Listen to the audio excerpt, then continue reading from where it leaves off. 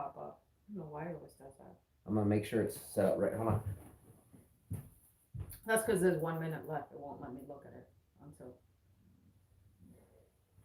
Okay, maybe now. There it is. Now it popped up. Are you ready to roll?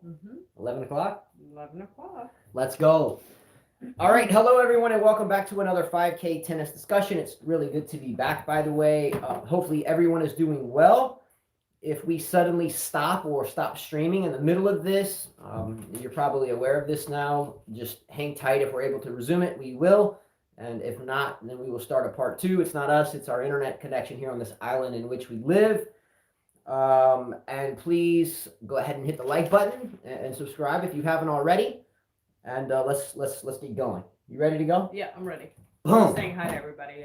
I think I see Ying Hao, Darren, Wildlife, Jose P, Ellis Fire, and there's a few others that still don't show up on the chat. All right, ready to do this? Yeah. Lock in. Business. All right, starting today's show with the multiple shout outs. It's always important to do that. I think Carla, by the way, has three people here that we teach tennis to and are avid viewers of our show and your show. So Carla, do you want to start with those shout outs? I think they're highly important. Yeah, these are two are very young girls. One's going off to college. That's Katie. She's going to go through a tough surgery, and we want to wish her the best.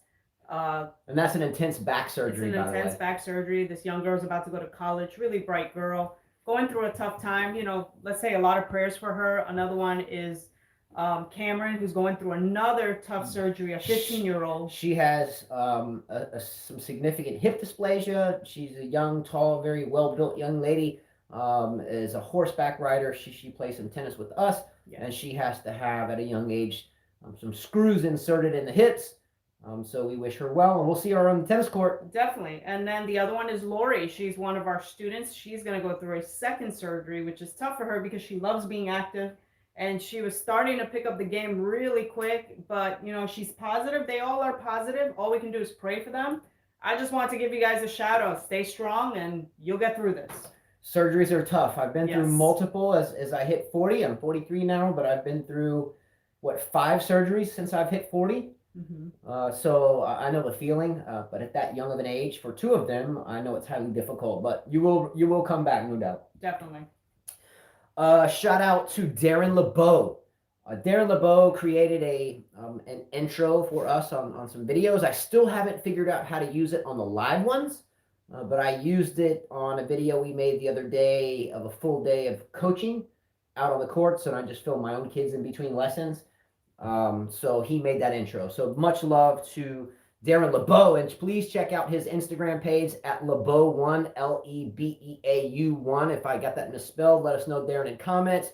And his YouTube or his Facebook page. Homeboy puts a lot of work into his trick shots. I love the Stella Artois video the other night. He didn't want to let go of Stella, but I'm more of an IPA guy, I think. I like the IPA. He likes the Stella. I'm neither. Big shout out to Gene Swart. What's up, Gene Swart? 18th birthday, mañana. Mañana. Right? Yes. Big 18. Big 1-8. Does that mean we can pay you now? Freedom. He's got freedom. Not really. Let's go. All right. So a quick happy birthday song for you, Gene Swart. You can help me out. If not, I'm not scared. She might be a little timid, but you know, there was a point in my time where I performed a lot on stages, so I'm not camera shy.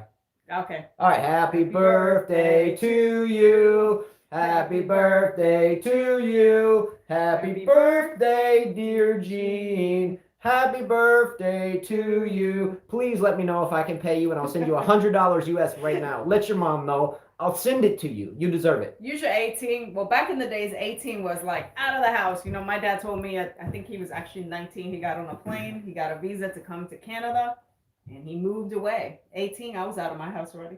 $100 on the way, US. Just ask your mom. No strings attached. Yes, we'd love to send it to you. I'll do it right now on the show. Venmo, PayPal, however you can set it up. Just let us know. Let your mom know. Just tell her to jump in and watch. We'll send it now on the show. You deserve it. Happy birthday, 18th. You're a man now. Let's go. Yes. Time to separate. Get going. Well, I want to do another thing. Ying Hao, thank you. I know you're out there. for that long email that you sent me about skin cancer. We talked about skin cancer and why none of the tennis players, with the sun exposure, talk about it. Well, as you can see, my tan is very uneven. We like 2 Saturdays ago, I got hurt on the shoulder, your knee. My lip got sunburned. Never experienced that before. It bubbled up. Never experienced that. It reminded me, your email reminded me of how important it is to protect your skin, and I'm still dealing with it. Yeah, furthermore, I did a video about a year or two ago where I had my third basal cell carcinoma, a malignant skin cancer cut off my face. Quite a rough go, but yeah, skin cancer is absolutely painful and will kill you. So be careful with sun exposure. Next shout out to Dushan Dramakanine, as always. Much love to him. He always helps out with the fantasy teams and our prize giveaways, keeping up the scores in a computer format, whereas we do it manually. Mm-hmm. So big shout out to him always. King Miko out there. King Miko is a longtime viewer and wrote a really good comment on some tennis science, and we'll do a segment on his comment in just a little bit. Wildlife said he would love to hear Justin drop a happy birthday hip hop track. Laugh out loud. I could probably do that. I would have to, kind of be prepared for that. I guess not. I could do it off the top of my head, I guess. Thank you, Jose P. He said the last video you guys posted of your typical day was really fun to watch. All right. Last shout out goes to this person, and I don't really know who this person is, but we felt like it was time to give this person credit. I feel special. So Carla feels really special about this one. Thank you. We were receiving a lot of really interesting comments and some different videos throughout the span of 500 of them, and they were really quite interesting and flavorful and colorful. So we decided to finally block this person, and we went to the block list and we realized that the person's screen name was Carla at 5K Tennis Sucks. Thank you so much for that. You took a lot of time to create a YouTube account and put my name on it. I feel so special that you think of me that way. Yeah. Thank you so much. If you take as much time as it takes to create a YouTube account, make the screen name, attach an email or a fake one. Thank you. And make the name Carla at 5K Tennis Sucks. You put a lot of effort into that, and that means she's doing a really good job of pissing you off, and I think that's what she's supposed to do, right? Uh-huh. So great job, Carla, on that one, because you took about an hour out of someone's time simply to get blocked in 10 seconds. Thank you. Let's go. All right, we're going to start this today's show with topic number 1, and this show topic is basically deemed this: was I wrong? Me, right? I won't spend a lot of time on this because a lot of you probably do not care, but it's important to me that I get this off my chest, and if I don't, I may lose sleep a little longer, okay? So Carla and I were at one of our high school team's tennis tournaments the other day, and I found myself in quite a heated altercation with the opposing school's coach. Because you weren't kind of pre-involved in the situation, how did you see that? What did you hear go down before? And what did you see go down until I can share my side of the story? What did you see from the outside? Okay, well, first of all, we played this team. They don't know the story. We played this team last year.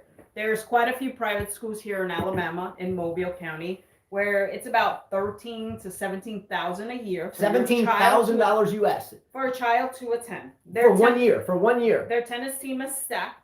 They get to practice during class time. They have the courts to practice. Our students come from public schools. They have no tennis courts. No tennis courts. They borrow tennis rackets to play. Mm-hmm. They don't have a place to practice except when just a few of them can come here. Mm-hmm. Otherwise, I'm just kind of talking to them without a court or without a tennis racket.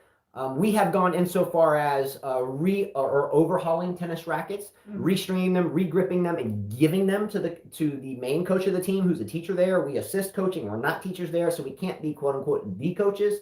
I am going to be working on my master's degree, so I can do that. I don't want to talk about that here, but finish. So anyways, again, we competed against them last year. Last year, my older son had their number 1 seed, 6-0-5-3. Coach calls a timeout for 10 minutes. My older son gets cold and loses the match. Okay, because I was so pissed. Let me. Well, I'm just telling you why it happened. She's right here. So last year we didn't just have one son playing; we had 2 sons playing. Okay, yes. Our oldest son went to the Air Force Academy, mm-hmm. but last year we have 5 children. Our 2 oldest sons were playing their number 1 and number 2 seeds. Right. Okay, now our 2 sons train with us every day, or the oldest one's gone. but every day. And anyway, but last year, this coach, and to me, he doesn't look like much of a coach. He looks like an old football player with a red face that looks like he's about to sweat a gallon of whiskey out of his face. But last year, this private school, no need to mention names, we were playing them. And when the head coach, who looks again like he's played football 30 years ago and is about to perish from jaundice. But this team's won many times, so they're used to winning. They're used to winning. They win everything. So here comes our high school team, which has no courts at the high school. We have our own courts here, but it's so far away from the high school. And they are about to beat their number 1 and number 2 player.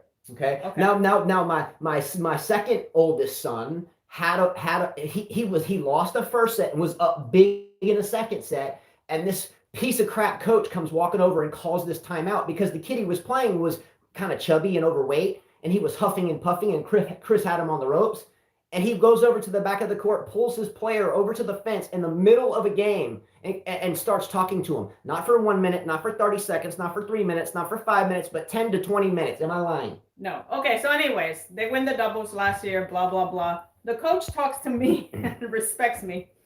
He don't respect me, but he gets no okay. respect for him. This year, we have a team that's new. Some of them have been playing for 3 or 4 months. They decided to bring the varsity team against us.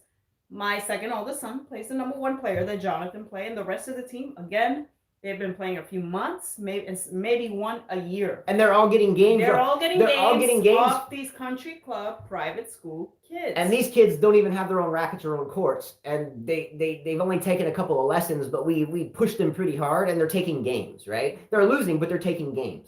Anyways, let me get to the point. The point is that Justin, because he remembered that last year, started screaming for Christopher every time he made a point. Christopher was down 3-0, 3-1, then it got to 6-2. They played to 10 games, no ad score, which is really, really watered down tennis when there is no ad score. Yeah. Darren, I'm sure you know that. You should have an ad there, and on top of that, it's 10 games, not 2 out of 3. And it's insignificant. It does not count for your USTA rating, and it does not count for your UTR rating. So it's a meaningless match. Now, well, let me get to it because he's very passionate. Yeah, I get pissed about this. One of the mothers, one of the sons that her son that we teach, he's been playing for 2-3 months. She decided to come watch Christopher, and we were all chatting. Justin's yelling and really getting intense. But there's a reason why I was yelling. Because he hates this guy and what he did last year. Anyways, but there's more to that. He screams even when the kid has an unforced error. I hate to do it, but I had to. From across the court. It gets to the point where the coach is pissed. Goes to him and tells him, stop yelling so loud, and they both get in each other's face. Whoa. You guys are in each other's face to the point where I thought you were going to get kicked out or somebody was going to get punched. Okay, now, that's what they saw from afar. No, I was right next to you. No, you were like 20 feet away on the far court, and I was watching the other match on the third court. So here's the moral of the story. For this entire match that was going on between my son and this kid's number 1 seed, it got to 7-6. At one point it was 9-9. There was 9-9. And this coach is huffing and puffing, walking up and down the court. I told you not to volley like that. I told you not to hit those shots. Whoa, whoa, whoa.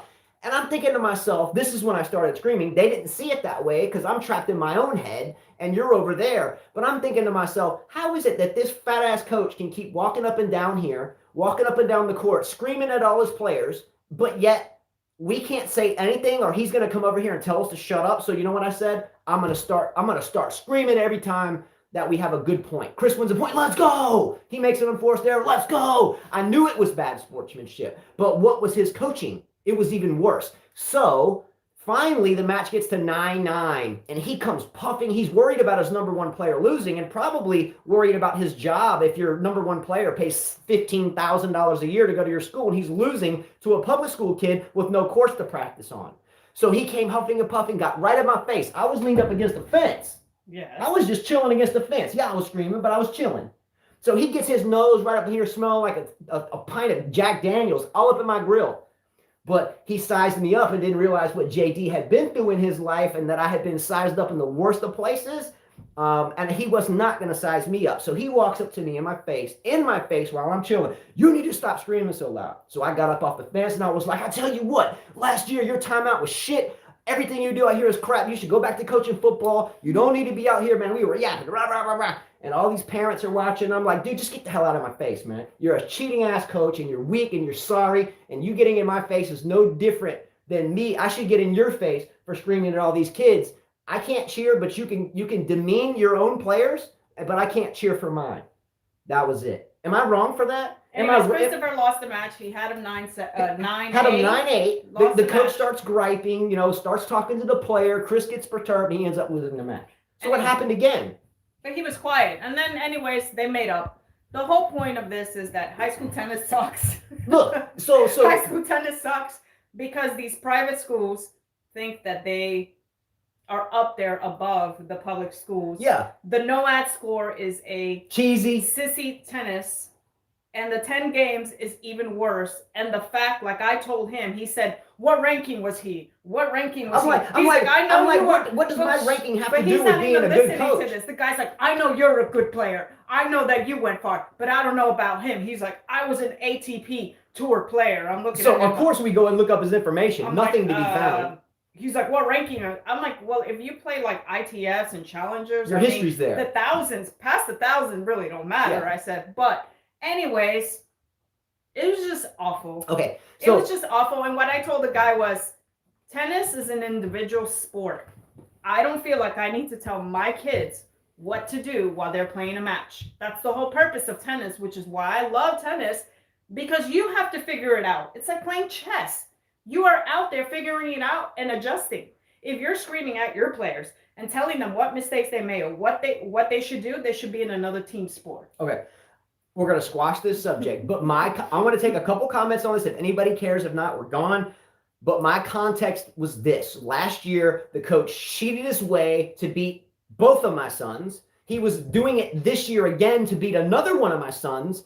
Then because I get so perturbed about his screaming, then I start cheering real loud to offset his belittling his own players. And then he gets in my face, sizing my tall, skinny ass up. But what he didn't realize is that this tall, skinny dude has been through some places I will talk about on this show, and he sized me up wrong, and he started walking. Now, at the end of the day... and Christopher does not practice, so perhaps now he will practice. Yeah, now at the end of the day, I went and apologized to the coach because... I do have a conscience and I do think, and we squashed it, but I'm still pissed off about it. I may have apologized to save face, but I still don't like the dude. I still don't think he's worth a shit as a tennis coach, and I still think he should go do his radio show on football with all the prep schools and alleviating the public schools and just walk the other way. If he's out there, he's not. Don't come near me, dude.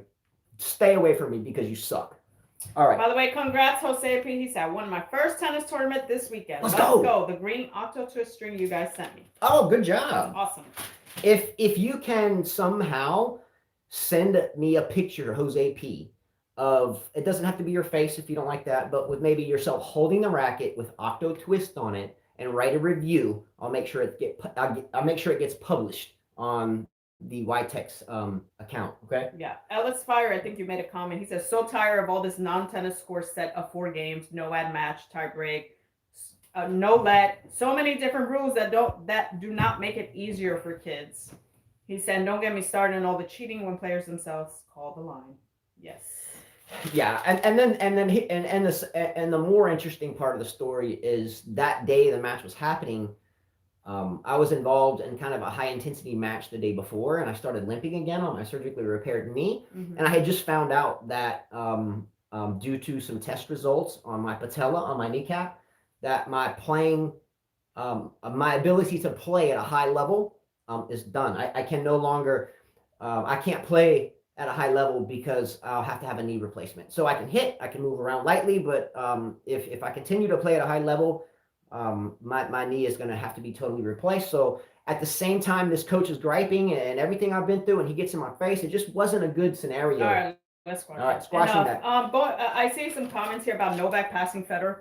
Good for him. You know what? It's great for him. Good for him. But it's not big news because I think Novak is so far ahead on points that he'll probably get to like 400, like most of you guys said. Well, and there's no one near him, so it's not really big news because we all knew Novak was going to pass him. Yeah. And Federer's not playing Miami, and we'll get into all of that. So, yeah. And he's not going to nobody's going to break Novak right now from being number one. And they shouldn't, because Novak right now is the best. Yeah. And aside from Clay, but everywhere else on the game, and maybe even Clay this year, and we'll talk about that. Yeah, and he's not playing till Clay season. Yeah. So Novak deserves that, and I think he's doing the best right now, period. Mhm. All right, topic number one in terms of the game of tennis. We are going to talk about Ashley Barty and Jen Brady real quickly about their early exits from their tournaments right after the Australian Open. Sean, don't take it. Vataju, I think that's his name. It's not that it's not a big deal. It's a huge deal. The reason it's not on media is because we've talked about this, and many have talked about it, how he was passing him already. He's going to stop playing because we know of his injury. He's not going to play to Clay season. The points, if you look at the point system, he's far, far ahead of everybody else. I think Nadal's going to lose his number 2 seeding. Honestly, I don't mean to debate here with you, because I think we wrote on the same page. I guess they want us to make it the main subject. I can't make it the main subject because so this is why you have people creating name tags that say Carla at 5K tennis sucks. I'm just telling you. So what? Write another one. Can I say something just for a minute? Because I know you get your panties in a wad sometimes. There's people out there, by the way, from the church. Yeah. Okay. It's a huge deal. Number one, when Federer did this initially, it was a huge deal. It is a huge deal. Yeah, I'm not saying it's not. I'm not. But I guess they wanted for us to talk about that first before you told your story. That's why I'm telling you. Okay. That's what I mean. Yeah, it is a huge deal, and we have kind of a lot to say about that. I think what Carla is alluding to. And I think it just came out wrong. I don't think I don't mean that it's not a big deal. Meaning that it's not our number one subject today. I've known Carla for decades, right? So I think the best thing for her to say, or she meant to say, was he's the best player. So it's not really a shock. I think that's not a shock. I think that's what you meant. That's what I meant. It's not a shock. We know he's going to probably stay number one to the end of the year. Yeah. I expect him to be number one to the end of the season. Yeah, indefinitely. Indefinitely, yeah. So I think he will not only just barely surpass, I think he will blow it out of the water. Yeah, definitely. Do you see what I'm saying? Yeah, definitely. Who is going to overtake his one spot? No one. Nobody. So I think that 308 weeks or 11 weeks or whatever it is, I think it will get into maybe 362 weeks. Who is going to overtake him? No. Nadal, not playing. No, he's about to lose his number. Medvedev couldn't even try. No. He's 310, they said. 310, thank you. 310. So she didn't mean it that way. So guys, don't create another screen name. Go ahead. I love it. Don't do that. Again, Carla's her first language is Spanish. Yes, it is. That's her first language. Mm-hmm. So sometimes when she says things, it's kind of Nadal-esque because it doesn't come out sometimes punctuated, as we would say in English. Mm-hmm. She didn't mean it that way. It's very important. Well, Mitrovic says we all see that it's coming, and that's why it's not a big deal. That's exactly what I want to say. It's not because it's like, okay, it's just not. He's number one. He's that solid. Yeah. Right now that I just don't see anybody getting even close. Yeah, it's not big four anymore with Murray. It's not big three anymore because Federer's he's done. We got a topic about that too. It's not big two anymore because Nadal's basically hobbled up one surface anyway. He's about to lose his number 2 ranking. It's the big one now. It's the big one, and it's Djokovic. And I would like to see him separate the weeks at number 1 tenfold, and I think he will do that. Yeah. But back to and this will be a quick thing. Why is it not a big deal that Ashley Barty and Jen Brady lose really early right after the Australian Open? Well, they both Jennifer Brady made the finals of the Australian Open. We know she's tired. Who's the other person? Ashley Barty. She's hurt. Now, Carla's the one that lost a bet to Cam Williams, saying that Ashley Barty would lose in the first week of the Australian Open. Mm-hmm. And tennis, from a coaching perspective, when we do really well in a tournament, make second week, or as a junior or in college, you're making a quarterfinal, or your team's real close to winning, and then all of a sudden you either lose or you win it, and you have a tournament 2 days later. We call it a tennis hangover. Yeah. This is a word that goes back since I was a young boy, even playing juniors and winning tournaments in California, and then we would travel to Virginia Beach, and there would be nothing in the tank when we got to Virginia Beach. Anyway, it's quite a common thing. We go play, we do well, the pressure is there to repeat that, or we're tired, or we're traveling, and then we go away. Now, I think there's an importance between the two. Jen Brady's loss to Kontaveit was rough. I think it was a bagel and a French fry. I think it was 6-0, 6-1 or something. It was 1-2. It was lopsided. Something. It was really rough. I'm not worried about Jen Brady's loss because I took her loss as like a Sonego type loss for Djokovic. You know, you remember when Djokovic beat Borna Coric to secure his #1 spot, and then he goes to play Sonego next and loses like, 2-2 or something, whatever the score was. Mhm. I find Brady's hangover not being hangover, but more like, okay, I just made the finals of the Australian. 6-1, 6-2. I just made the finals of the Australian. I'm tired. I went through quarantine. Oh my gosh, just let me get through this tournament. I've already put my entry in. I'm committed to it. So let me show up and I'm out. Mm-hmm. But the Barty one I find different. Barty did not make the final. She made it close. There's some talk about a leg. She got beat by Collins. There's a talk about some leg injury there. Mhm. Now, Brady lost to Kontaveit. Kontaveit, in my opinion, is a much better player than Collins. I think Collins can come out and play hot one day, and the next day she's not. But Kontaveit's pretty consistent. So Brady taking the hangover loss, 0-1 or whatever it was, 1-2 to Kontaveit. She's tired. She's ready to travel. Clay back to the hard courts elsewhere. She was in quarantine for 14 days. Gee whiz. Barty, on the other hand, I think it's more worrisome. Mm-hmm. Okay. Anyway, enough said there. Tiger Woods gets in a wreck. So Barty withdrew from Miami. Thank you. And so did Roger Federer. So did Roger Federer, and we'll talk about the Miami Open in a bit. Yes, that's a topic in of itself. I just wanted to mention this. A lot of you probably don't care about golf. I'm not a big golfer either. I've played a lot of golf in my life, but I still can't hit the ball off the tee. I just swing and miss or hit the grass and chunk it up into the air. I think Darren LeBeau with his trick shots could play it a lot better than I. Mm-hmm. But Tiger Woods was involved in quite a catastrophic car wreck, car totaled. He has compound fractures in his leg and so forth. I just wanted to say I wish Tiger Woods well. Mm-hmm. He's a champion. When I first saw this, I felt like, oh no, he had an issue in a car not terribly long ago. Is this something else? But it's not. It was an unfortunate event. A great champion, and we wish Tiger Woods well. Does he come back from a compound fracture, which means the bone is sticking out of the skin? I don't know, but I hope so. Okay, she actually withdrew from Dubai, not Miami. She might. Okay. Mm-hmm. Miami's not around the corner too. All right. Next topic, real quick. I was gonna jump to the King Miko comment, but yeah, we can do whatever you want. We can talk about the women's tennis going on right now, or we can talk about King Miko's comment. Ask them. You want to take a comment? Ask them. So okay. Let me tell you what I have so much to talk about. We have a tennis science comment about kind of hitting the ball at the right height. We have Kyrgios and his ex-girlfriend and this whole drama that's now come out. Mm-hmm. I wanted to revisit the 2002 U.S. Open because a lot of you seem to think that back then the field was weak. Roger Federer's era was weak, so we wanted to touch on that again. Mm-hmm. Another topic I had is why do women slap their leg when they miss a point playing tennis? They hit a ball, hit on force, they slap their leg. So I had that. A Federer out of Miami and his whole movement forward. And Isner complaining. Putin Sava flipping out on a ref. French fries on the side of the court in Buenos Aires. Paul Bunyan is back. There's a lot to talk about. Yeah. So which one? Women or guys? Men or women? Let's go. Let's go. Come on. First one to answer, that's what we'll do. Or tennis science. Let's see. First one that makes a comment. Because I see a lot of guys here talking about, and hit the likes, by the way, guys. There's 9 of you with likes and 1 thumbs down, which I appreciate. If you want to put 10 thumbs down, it still counts. Yeah, the thumbs up and thumbs down. You can even put 30 thumbs down and it still counts for us. 30 thumbs down. Let's go. Doesn't matter. Women. Okay, women it is. All right, so we got the Qatar going right now. Let's go. Ostapenko. Did anyone know out there that Ostapenko's coach is Bartoli?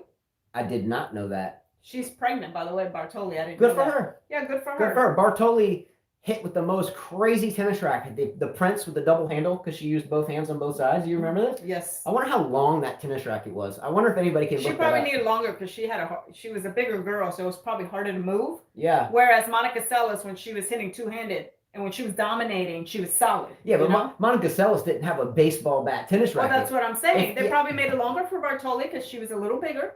Yeah. The reach, it's tougher with 2 on both sides. I don't know if there was some legality behind that or not, but Bartoli, if she had a custom-made Prince racket, I think she was a Prince player. Mm-hmm. I think it was a Prince, pretty sure. I wonder how long that tennis racket was, like 7 feet long.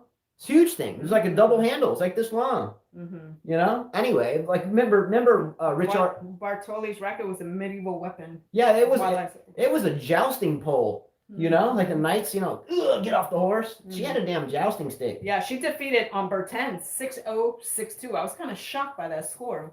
What's going on with Bertens? There's a lot of players out there that are like just not, their tennis is just not good. I think, Gene, you mentioned the Azarenka and the Kudermetova. No, Kuznetsova, yeah. The grunting. Hideous. I watched some of the match and then I couldn't anymore because Yeah. I can't do the grunting. She wins. Good match to watch. Sabalenka and Muguruza. I'm sure there was some grunting involved there. No, they haven't played yet. They're playing. That's what I'm saying. That's going to be a good match to watch. You know who I'll be rooting for, Wildlife. Just turn the volume down. Your TV screen may be. Ellis Fire says is 28.5 inches. Her racket? Yeah. Great research there, bro. Look, if the standard tennis racket length is 27 inches, if you get the plus model, like say what Andy Roddick played with, it's 27.5 inches. Mm-hmm. So the player plus models are 27.5. Mm-hmm. So hers was 28.5. So a full inch longer, or 28 inches. Which one? 28.5. Yeah, so a full inch longer. I don't know what the legality is between the length of your racket. I mean, hell, you might as well get a pole vault and stick a paddle on the end of it and not have to move at all. Just shorten your grip up. Anyway. Madison Keys beats Benchik, which we saw. That match put me to sleep. Well, I think, Benchik just made a final somewhere else, didn't she? Yes, she lost to Swiatek. Swiatek won Adelaide and she pulled out of this tournament. Which is another example. I win a tournament. Why am I going to play the next one when I just used all of my energy in this one? That's another example. She pulled out of the tournament. We call it a Sonego. We call it a Kontaveit Brady. We call it a Barty Collins. And we call it a, who is that? Who pulled the hangover? Swiatek. No. She pulled out. She won the Adelaide. Yeah, she was supposed to play Qatar. But the player, Benchik pulled one. Well, I don't know. She played hard that match, though. She did. She didn't lose it 0-0. It was close. I did see that Conchita Martinez has coronavirus. I mean, so many people have coronavirus. It sounds like she's going to get through it. So, by the way, when we were watching the women's matches last night, Justin says, this is the year where women's tennis just sucks. I'm gonna get grilled for this. I knew she would write that, and I didn't mean it. I didn't mean it that way. By the way, I do think right now, today, as of right now, I do think the field of women's tennis is more, or is better than the men's side, because we know who the best player is, Djokovic. Mm-hmm. We know if it's Clay that Nadal's probably gonna win. But other than that, as long as, Djokovic anywhere else but the French has a good day and Nadal has a good day at the French, we're pretty sure who's going to win or get into the final. Hence why when we do the tennis racket giveaways, I have to make it both winners because we know one of those two is going to win, right? Yeah. Well, I've said, Justin 5K Tennis Sucks account has been created. Yes. Yinghao asks, can Iga win a Grand Slam in hard court? I think she can. I think she's so tennis intellectual.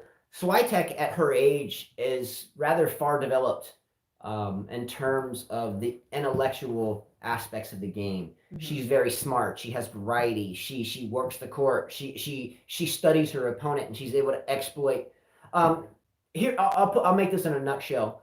When we go out on the tennis court and play our game, we do well. But when we meet a player that does not allow you to play your game, oh my gosh, do we play bad. And Iga Swiatek is one of those girls that will play any player in the world and generally will not let them play the game that they want to play unless I feel like it's Naomi Osaka. I don't think anybody can match Naomi Osaka's power, at least on the hard court right now. I think Osaka is far ahead because of her taking the ball early. We'll get into King Miko's comment about hitting the ball at the apex or zenith a little bit later.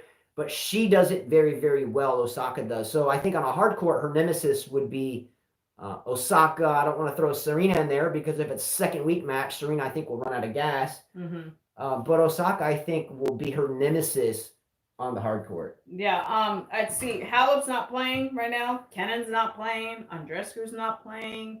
Osaka's not playing. Serena's not playing right now. And Barty's not playing. Oh, and then we got Donna Vekic, who's out with knee surgery. Sean Batajou said, you guys are the only YouTube who covers WTA events. No one gives a about women's tennis, including Jill Gross, The Slice, Coffee, Tennis Break, and Inturi.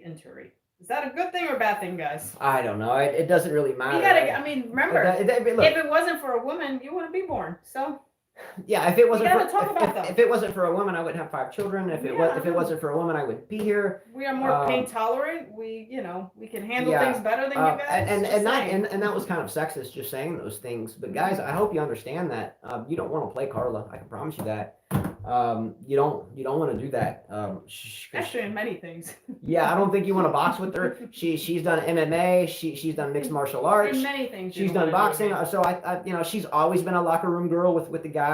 Factually, she's always digs deep. She's always fights. She will fight you. Seriously, she will actually. No, fight actually, you. my dad said never fight with something. Yeah. He's like he always tell me in school. He's like, you never fight with your fist. Just grab whatever you have in your hand. But that actually happened to you. You fought with some fists before. Yes. I know that. I know you don't watch the WTA, but we've got to talk about them because you know what? There is women's tennis out there, and if we don't promote it, then young girls are not going to pick up a racket and play. Well, I think there's an old saying is, don't follow someone off a cliff. I don't particularly care what other people do and don't do. This is what we do, and that's what we will continue to do. I don't particularly care what anybody thinks. I honestly don't. Well, let's talk about the Putin since we're in it. Putin Sava. I had a video sent to me by Wildlife about Putin Sava and her fight with the umpire playing against Siegman. That was Teichmann, wasn't it? Teichmann or Siegman? No, it was Siegman. It was Siegman, yes. The double bouncer. That didn't admit to the double bouncing? Yeah. I watched that video. You guys should search it. Putin Sava versus Umpire. I can't show it to you because, it'll get pulled. The video will get pulled. But she had a huge, she beat Siegman. She had a huge battle. She kept saying to the umpire, you're unprofessional. These unprofessional people. And I guess the umpire got upset with her. Yeah, the umpire and Putin Sava almost got in a fight. Because Putin Sava was basically disrespecting the umpire, like calling her not professional. So it got personal with the umpire because the umpire kind of like blocked the microphone and was like, I can tell you what, we're professional. It's you that's not professional. So it became in like this cat fight thing. And then the shoelace thing, 10 minutes to tie her shoelace. She pulled a sissy pass. Yeah, so her shoelace broken. Yeah, we can throw men's tennis in this topic because do you remember, what was it, the U.S. Open, Miami somewhere, where Tsitsipas went through a couple pairs of shoes and they had all these delays going to get shoes from the crowd. They would come down, he would have to lace them. Do you remember this? Yes. So Putin Sava pulled a Tsitsipas. So not only do we have medical timeouts, not only do we have fights with the referees, not only are we smashing rackets, but now we are milking the clock for tennis shoe issues. Now, we were at a junior tournament in Mississippi with Chris. Christopher won that tournament. No, he wasn't playing that. No, he wasn't playing the match. We were watching. But he won Christopher won that tournament. But there was a match we were watching, and there was this little young man, and they were trying to call timeouts, and instead the umpire wouldn't allow it. So they said the shoe wasn't working right. So they came out and relaced the shoe on the court. And this was a 14 and under or 16 and under tournament. So they're even doing the shoe timeouts there. Pretty stupid, right? Yeah, pretty. And then the serve thing, she did the whole thing with her hands up too when she was serving. She won the match. It was ugly. I think that she needs to relax a little bit. She could be a little firecracker. And look, Putin Sava is really a quite well-proportioned athlete. She's built well. She has the fight. She has the attitude. She has the game. The only problem with Putin Sava is she's almost impossible to watch because of her antics. Monfils is one of those players that will do all these crazy antics. Hold his hand up, dive around, turn his back. Hey, I'm not ready. Monfils is one of these type players too, but Putin Sava takes it to another level. She does. Putin Sava will do a medical timeout. She'll fight with the ref. She'll hold her hand up right when the player's in their service motion, only to say, I wasn't ready.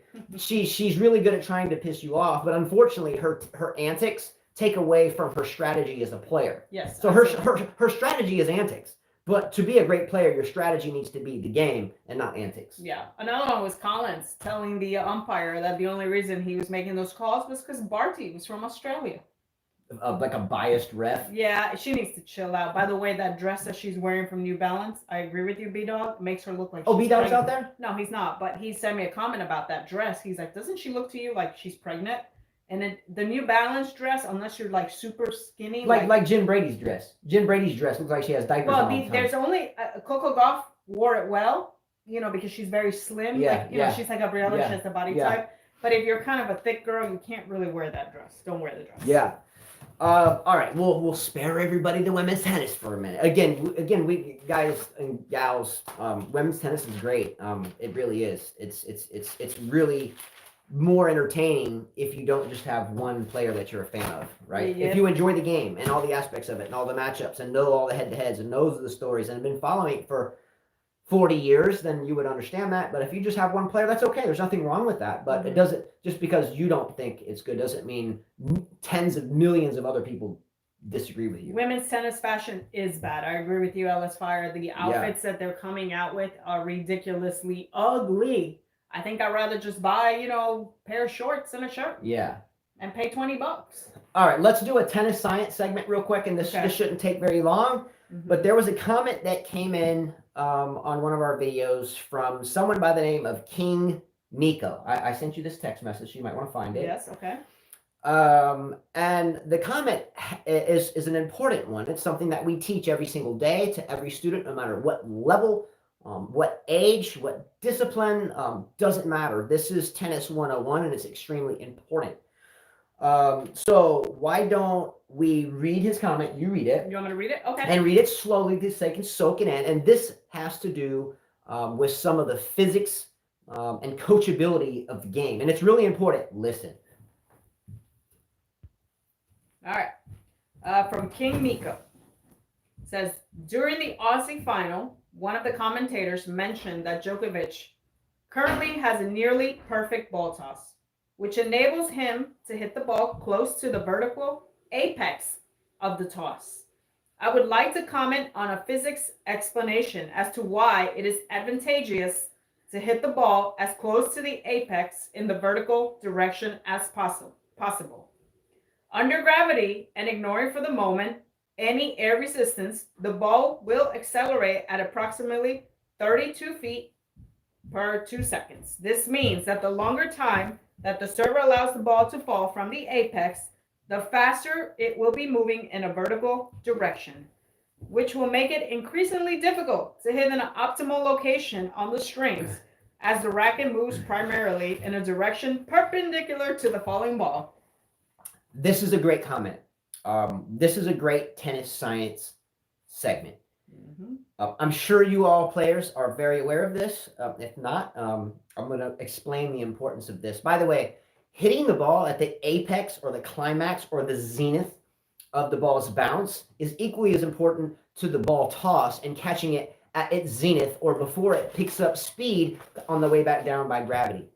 When we play the game, it's our goal to hit the ball in the sweet spot. If Darren LeBeau's out there, he's a phenomenal player. Sometimes I don't know who the players are and who the fans are. Not that it makes any difference, but I don't want to lose anybody.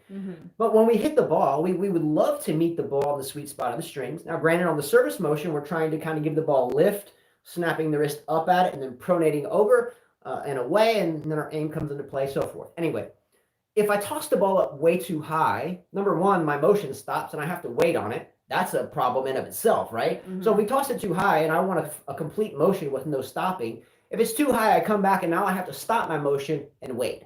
That takes away momentum. That takes away power. That takes away spin. That takes away consistency. It's a shit sandwich. You want the toss high enough so you can reach up one continuous motion without stopping, and boom. Federer, Djokovic, Nadal, the best guys in the world, watch them serve, because you will see the toss go up and then they're going after it and it's gone. Okay. When the ball drops, gravity increases the speed of the ball, and we tend to mishit or lose aim, and we don't get the results we want. The same thing is on ground strokes, forehands, backhands, anything.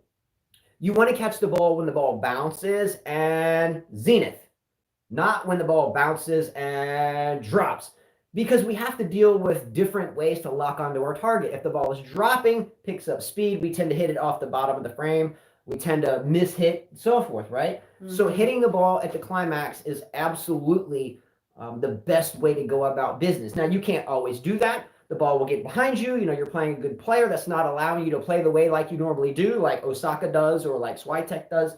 You have to catch the ball a little bit later. We change the shot. We slice it. We chip it. We hack it. We hit a flat ball, whatever. But to take aggressive shots, you need to catch the ball on the rise or at its zenith or on the serve before it starts getting down on you. The reason why I wanted to mention his comment, because he went so far, or she, I am assuming it's a he because he says king and not queen, but he went in so far as is to find the calculation of the amount of speed that is ascertained by gravity when the ball drops. And you read it as times 2. I think it was like by an exponent of 2.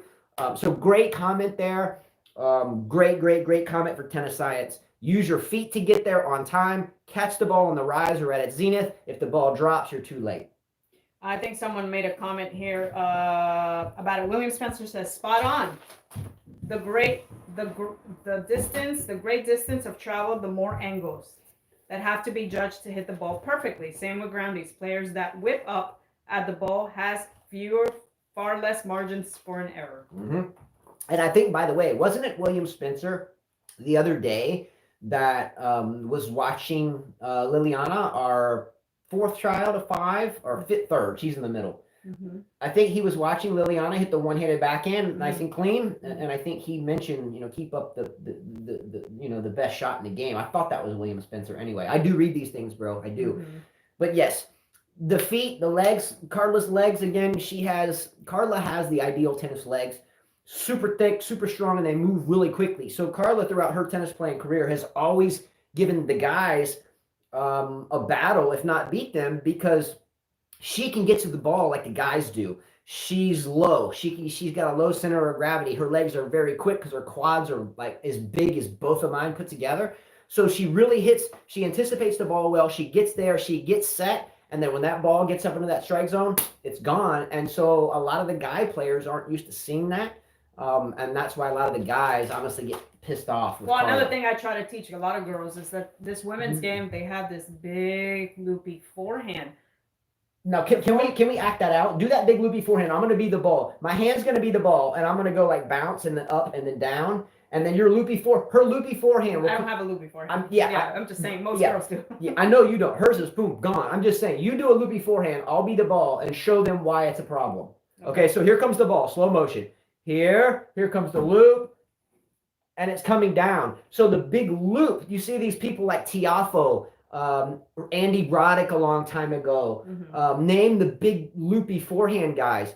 So the ball, Khachanov is one of them. Karen Khachanov has a big backswing. Medvedev has a big backswing.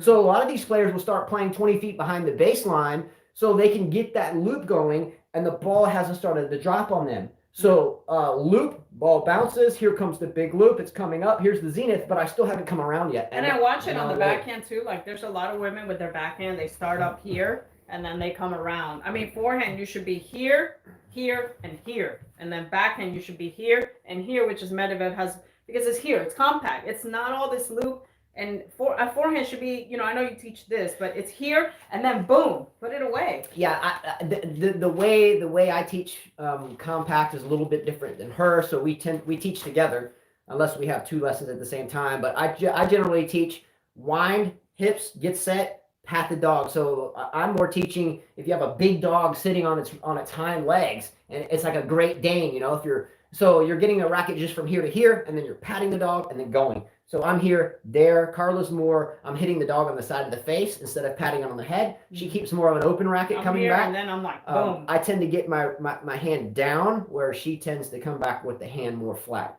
So she hits more flatter. I hit with a little bit more spin. But no, but I can hit the spin. Even the spin, you're here. And now once you get onto the ball, you just whip it and come around. Yeah. You don't have to bring, that's old school tennis. It really is. You don't have time for that with people hitting the ball so hard, the strings, the equipment. Yeah. The ball's coming through the court more with the wooden rackets when we were born and when we were playing the game with wooden rackets and synthetics and natural strings. We could do the big loop because the ball wasn't smoking through the court so fast. It wasn't until my 20s in college where I had to adapt to a more baseline game. I served and volleyed until I was 19, 20, every point. Yeah. So I had a hard time adjusting. It wasn't until my 20s where I became comfortable from the baseline. And you know that. You've seen it. While William Spencer says, yep, that was me. Love seeing the one-hander, play with one myself. The shot's so nice to hit. I don't even mind the dozen shanks. So as long as I catch a couple clean ones, I can go home happy. I'm curious, William, where are you from or where do you live? I'm curious. Internationally, U.S., not that it matters. I'm just curious.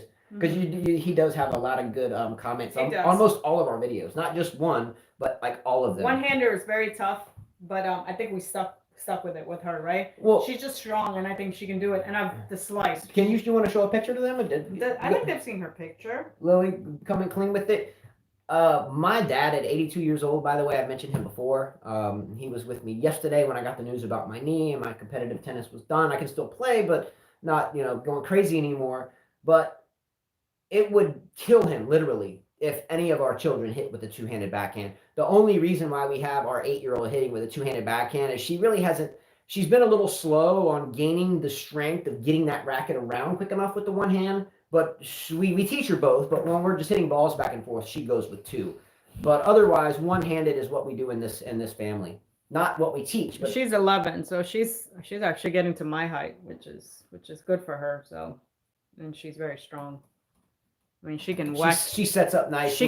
She can whack the ball. I tell her not to for now. Yeah, she wants to hit everything hard. I'm like, don't. Yeah. Just learn control first. Yeah, she really pelts the ball. Our 11-year-old kind of plays Sabalenka-ish. She just smokes the ball every time. Everything she sees, she's like, bam! Yeah, we're trying to say you don't have to do that. So let's control the point. Let's pick our spots and let's get the point started. He lives in England, Devon, England. Awesome. You should get up with Darren LeBeau. Mm-hmm. He's in England. Also, Matt Cain is in England. There's a few more people out there from England, but Matt Cain we talked to a lot, LeBeau a lot, and William Spencer. So all you guys are there. You should network up. I mean, that's what tennis is about. So Mitrovic said one-handed isn't a disadvantage in modern tennis. Yes, it's a disadvantage. I agree with you, Mitrovic. I hate what it's. But why though? But why? The only reason why is because it gets picked on a lot. We saw it with our son. It got picked on a lot. It's more vulnerable, especially the high shots. But this is why you teach the one-hander to develop a killer slice. I've never put a second. I switched. I had a one hand. I had two, one, and then went back to two. I just never felt confident when I was playing those important matches. I felt like it got picked on a lot. So I used the two. I can be late and hit it behind. The two, the one you can't. You cannot be late. You can't be late. Well, I can hit it open. I can hit it closed. I can hit it wherever I want. Doesn't matter. I get what you mean. However, I'm going to disagree wholeheartedly. I know if my dad's out there, he'll disagree wholeheartedly. I would love to hear Michael Walker's take. I guess he's not out there. But Michael Walker's take has spanned generations of the game from 70s to current. Anyway, the one-handed backhand, it does get picked on. I get that. But if you can develop the driving slice, not the drop shot, not the hat ball, but the deep driving slice down the line on the backhand side from a high altitude, then you're able to offset and defend against that. Why did Rafael Nadal begin to just thump Federer all the time? Because he picked on the one-hander, and the spin came up so high, he never had to deal with it. He never had to deal with hitting the slice from up here all the time. It wasn't until Nadal came around where he had to deal with that. So he could have adapted to it, I think, and had a better head-to-head if it wasn't for happening so late in his career. Yeah. But there's an old saying, you can't teach an old dog new tricks.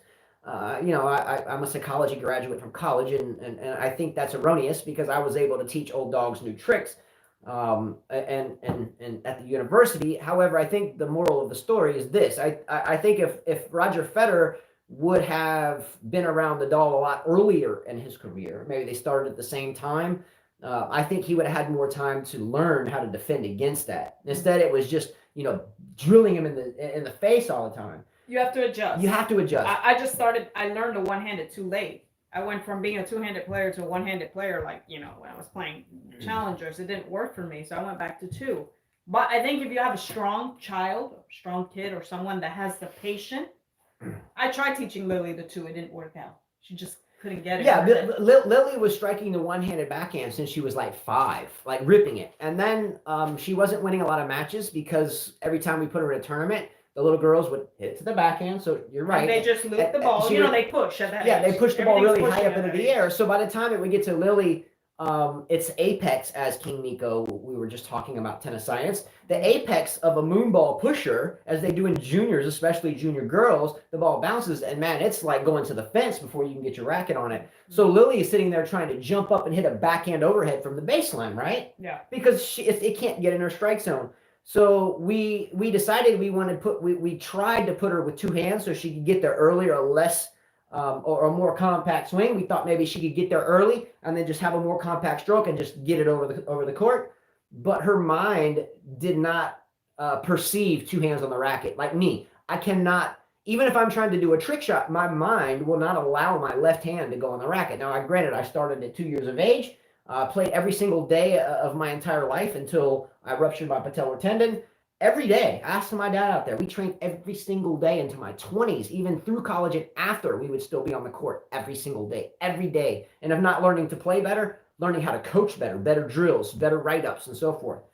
But the two-handed backhand for some people is not doable. Roger Federer, by the way, is one of those people. Roger Federer has said himself in books, interviews, and so that he can't imagine putting a second hand on the racket. He just can't do it. His body doesn't work that way. Yeah. Right? I mean, it's Darren said, I don't agree that it's a disadvantage. You just need to have a good one-handed backhand and mix the slice. I agree. Yeah, well said. You've got to become an expert at the slice. Hendon beat Serena with a one-handed. And I'm guessing Darren's a one-handed player. Yeah, he is. I'm obviously. assuming. I mean, I'm a one-handed player. I use it sometimes when I feel confident, but I could slice good. My slice is good. Yeah. There's no way I'll put two hands to volley, and there's no way I'll use two hands to slice. The one hand is, the reach is unbelievable. Yeah, you have to have it. You have to have it. So you have it. So and Darren is correct here. It can be advantageous as well. Carla just said it. If I have two hands on my racket and I'm playing 3 out of 5 sets, and I'm in a battle with a right-handed player, and the common pattern is backhand to backhand cross court, right? Mm-hmm. Backhand cross court. This is the typical pattern. It's tennis 101. If I'm playing any player, then my goal generally, unless it's someone like Medvedev that has a worse forehand, I'm going to be playing backhand to backhand, right? I'm going to get in that pattern, and then when I get him worked off the court enough, I'm going to take the line or give him a drop shot or just hack the ball to the other side of the court, right? So I'm going to work the angle, keep pushing him over there, and then I'm going to change direction, maybe take the inside-out forehand. Now, if I have two hands on the racket, that means I have to take about an extra step or two to get to the ball and an extra step or two to recover. True. So with that said, if I'm taking 2 less steps to get there, 2 less steps to recover with one hand, then if I'm playing 3 out of 5 sets or 2 out of 3 sets and it's a long match, then my other opponent that hits with 2 hands is going to be more tired because they're taking more steps throughout the match. And as those steps add up, then fatigue starts to set in. So there's pros and cons. I do not think the one-handed is disadvantageous. I think that the two-hander is disadvantageous because of that. Well, yeah, okay. I'm reading some of the comments. In the long term, Federer, Wawrinka, I mean, they're still playing. You know, the one-hander has less wear and tear on their body. And it's nicer to look at from a fan's perspective. Darren out there, I've seen pictures with him on his Instagram account sitting in front of Wimbledon. Mm-hmm. You can't tell me that you want to go to Wimbledon and watch a bunch of grown men with 2 hands on the racket. It's ridiculous. Mitrovic says nowadays no more that much net game. Well, that's where Medvedev can win. Baseline prevails. Well, once again, disagree with you. Well, no. You have to have net game. Okay, freeze here for a second. Once again, Mitrovic is right though. Once again, he's right. Why? Mm-hmm. Because since the rackets have changed from wood or heavy basalt and Kevlar, they have changed now to a pretty much graphite and basalt or 100% graphite mix. Instead of natural gut strings and synthetics, you have ripping polyester that they'll string at loose tension, create guided missiles. If I'm serving and volleying, which I grew up doing, if I'm serving the ball really hard, by the time if I'm thinking to myself, I'm serving and volleying, and I pelt the first serve in there, I'm going to be hitting balls at my feet in no man's land. I hate saying no man's land because you should be able to hit the ball from anywhere on the court if you're a good player. I think no man's land is kind of a crappy way to explain things. I hate to say that, but most people understand that term. But I don't want to be catching half volleys off my feet as I'm trying to approach the net. I would like to be split stepping inside the service line if possible, so I'm above the net, at least in terms of volleying, and then I can put the ball away. But with modern technology in the context of tennis, you serve in, you have He's better. not saying serve and volley. He said you don't see much net game. But what I'm saying, the reason why you don't see much net game is because it's really hard to get there in time to set up and execute your plan in a matter-of-fact, timely manner. Unless you're Djokovic and you're playing against Medvedev and your strategy is to bring him to the net, come up, and then put the ball away. He obviously uses the net game well. That's the opposite. You're saying you're using a strategy to draw someone in and then pass them. But you gotta have we're talking about the player sitting at the net on purpose. Mm-hmm. It's really hard to find players these days that are going to the net on purpose because they don't have a lot of time to get there. You can't. Anyway, you're right. It's too fast. Too fast. You can't close quick enough, and if you do, you're hitting half volleys off your feet all day. And I'm sorry, you're not going to win a match by hitting half volleys all day. You might make 1 of 20 and make the highlight reel on ESPN, but you're not going to win matches hitting half volleys all day. Alex, did you really say that they don't hit golf balls with one hand? I mean, come on. I don't really get the metaphor. 2 different sports, but nonetheless, I like it. Come on, man. But anyways, I wanted to finish his comment. Before I can finish it. Go ahead, sorry. He said, nowadays, no more of that much net game, baseline prevail. So in the long term, you can't compete with players with reliable and consistent two-handed backhand unless you're Wawrinka / Chuck Norris in one. It's a good comment. That was fun. Yeah. I mean, there's a lot more comments. Yeah, take them. Let's go. Next comment was by Football Tennis. One of the biggest advantages of the one-hander is that it's an easier ability of using variety on the backhand side and more feel and ease at the net. It's a great comment. Great, which is why I love to slice one-handed. And like a lot of times, we teach players that have two-handed to disguise the slice as they do it, Yeah, and she's right here. A lot of times when we're, teaching, let's say at the college level or teaching a promising high school student or anybody for that matter, I'm laying the context out because, you're not going to teach, a 3-0, senior doubles player to really get into disguising the grip too much. Anyway, but if you're playing the game and I'm watching my opponent on the other side of the court and we're in a battle and all of a sudden I see, and they're a two-handed player, right? So if I know, from warm up and sizing up their game, if I know I'm playing a two-handed player, and I'm feeding it to their backhand and all of a sudden I see the two hands on their backhand and I see the hands slide up to the throat, I know they're fixing to slice it on me. So, now I'll either get ready for the drop shot, the charge, or I'll back up a little bit in case it's the deep driving slice so I can get set and take some offense on that. But you have to disguise that a little bit. So if you're a two-handed player, that's another negative type thing. If you're two-handed and you don't disguise it by rotating the shoulders and getting the racket behind you, like on our 5K tennis shirts, we have 5K tennis on the front, right? And on the back, we put let's go. I don't know if they can see that, but there's let's go on the back. Can they see that over there? Kind of. All right, well, on the back of these shirts, there's let's go. Okay? I don't know if you can see it. But we put that on there, so when we're teaching players that their ambition is college tennis or whatever, if I'm on the other side of the court feeding balls or hitting with them or Carla, I'm like, hey, wait a minute. I cannot see the let's go on the back of your shirt. In other words, they're not really getting shoulder rotation in it. They're kind of staying, they think they're turned because they're standing in a different direction, but they're not turned here and they're not turned on the backhand side. The downfall of a two-handed backhand and not turning is you leave your grip exposed. So if you leave your grip exposed, you don't get turned enough, get that racket behind you, therefore the grip hidden, and I see that hand come up, you're giving up your strategy too soon, and then I'm able to take advantage of that. So that's another downfall of the two-hander. Mitrovic's a nice shirt, like the color. Oh, thank you very much. Okay. And Mitrovic has been hard hitting today. Yes. Been hard hitting today. Next comment. Good job, bro. Good job. Ellis Fire said, can you successfully play with both? Sometimes one-handed is better. If you're running to the net, you don't have time for the two-handed. This is a good question. And who said this? Ellis Fire. Your take or mine? I find it that the two-handed players have a hard time developing a net game. Okay. On my answer to that, can you play both? Does anyone walk down the street and think about breathing? Like when you walk down the street, do you walk down the street and say, hey, yo, what's up, bro? Good to see you. Hold up, though. I got to think about breathing real quick. Okay, what's up then? Hold on. I got to breathe again. Let me think about it. No, we just breathe, right? We just breathe. The problem of adding things like a second hand on both sides, like Celis or Bartoli, changing from a one-handed to two-handed on the same ball is now we're thinking a little bit. So if we're in the heat of battle, and I'm going after a shot, here's the forehand. Oh, they're stretching the court. I'm going to the backhand. Should I slice it? Should I hit the one-hander? What do I do? And but now I'm adding a third option into my toolbox, and I have to have a nanosecond to figure that out. So I don't want to be running to my backhand side thinking, okay, should I slice it? Should I hit the top spin 2 or the top spin 1? You see what I mean? It's too much to think about. And again, there's pros and cons to both, but I don't think it's advantageous to hit with both.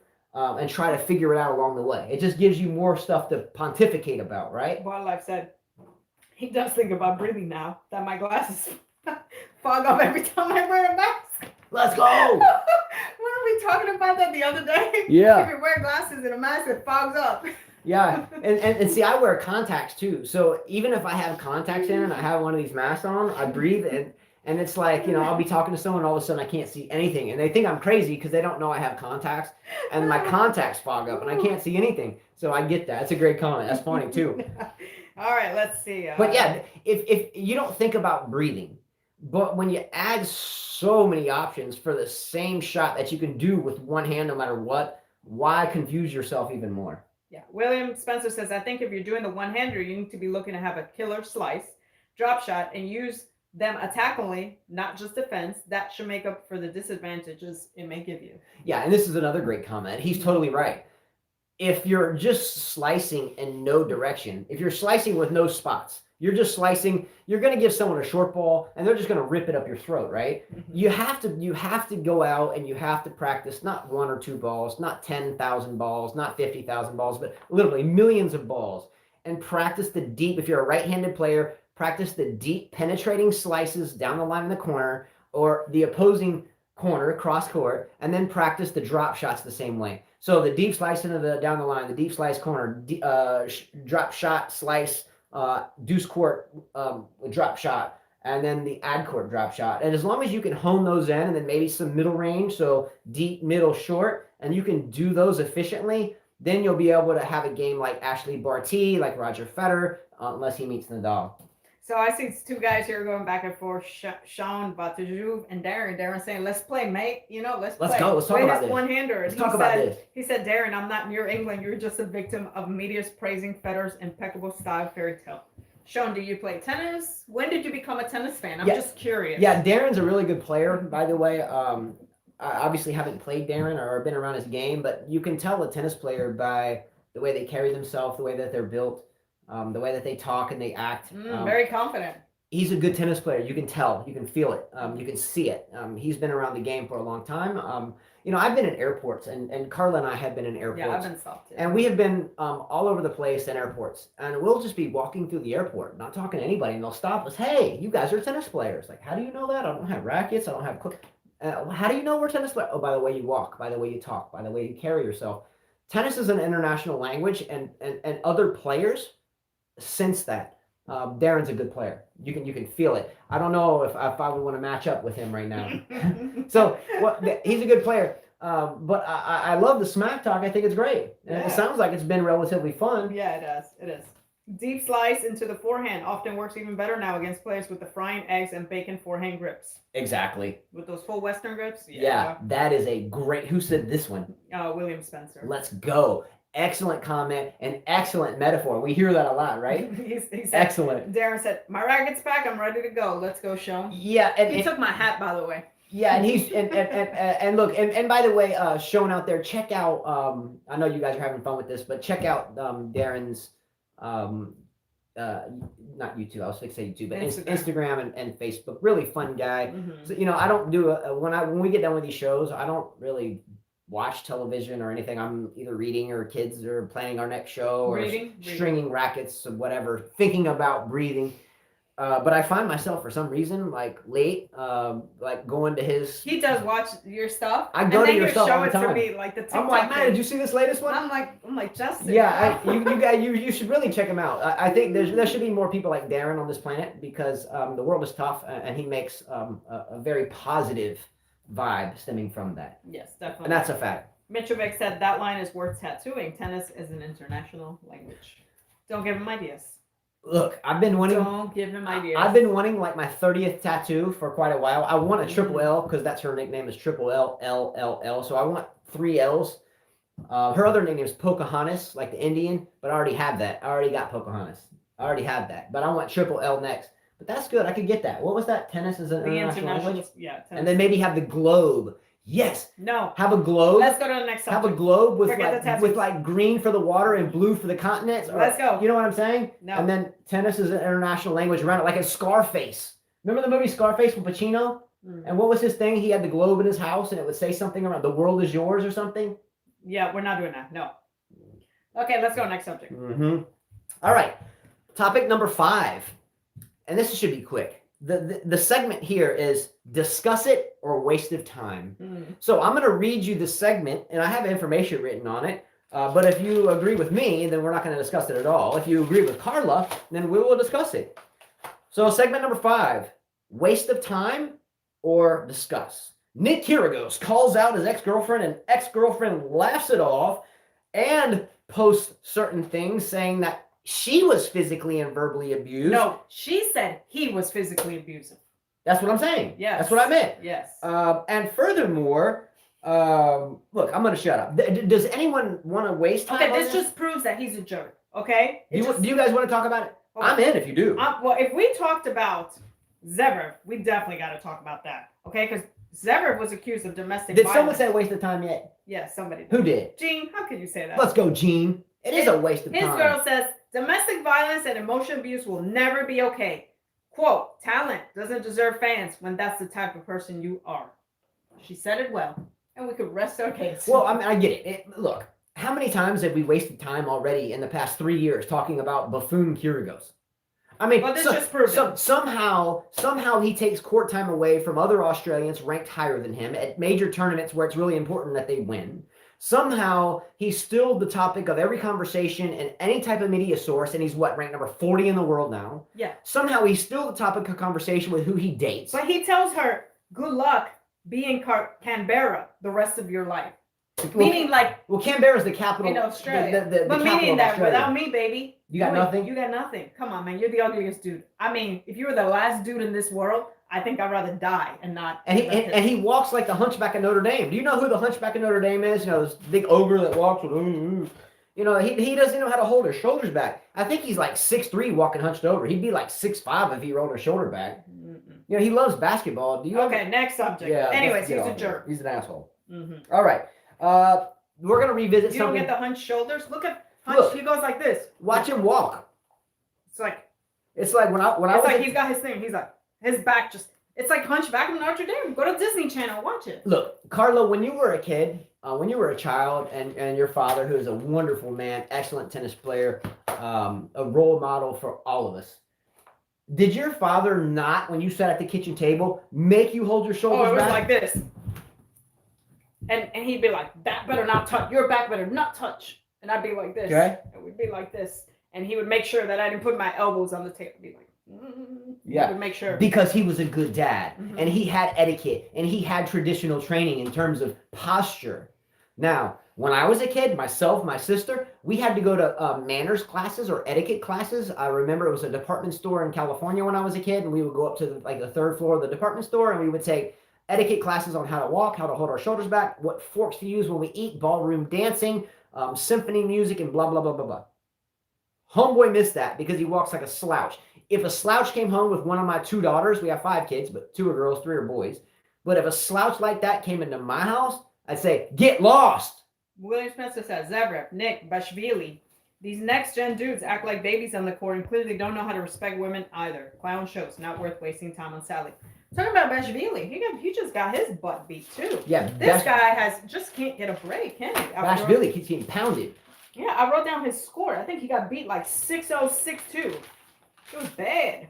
I can't find it. Okay. Doesn't matter. The exact score is irrelevant. He got pounded again, and he's been getting pounded. Yeah, he hasn't had a good year. Look, Bashvili about 4 or 5 years ago, and some of our coaching circles would say that 6-0, 6-3 by Norrie. Cam Norrie, he played college tennis at TCU, by the way. But we would talk about Bashvili in coaching circles like, hey, he's top 5. You know, he's top 5, maybe top 3. He gets into his domestic thing, history. Hey, Waynham. Let's go, Waynham Chia. I wonder what time it is. That's not news, though. Really, it is. All right. We're going to move forward from that. Yes. All right. Topic number 6. We are going to revisit the 2002. Yes, the 2002, like 19 years ago, 18 years ago, whatever. We are going to revisit the 2002 U.S. Open for a moment. Why?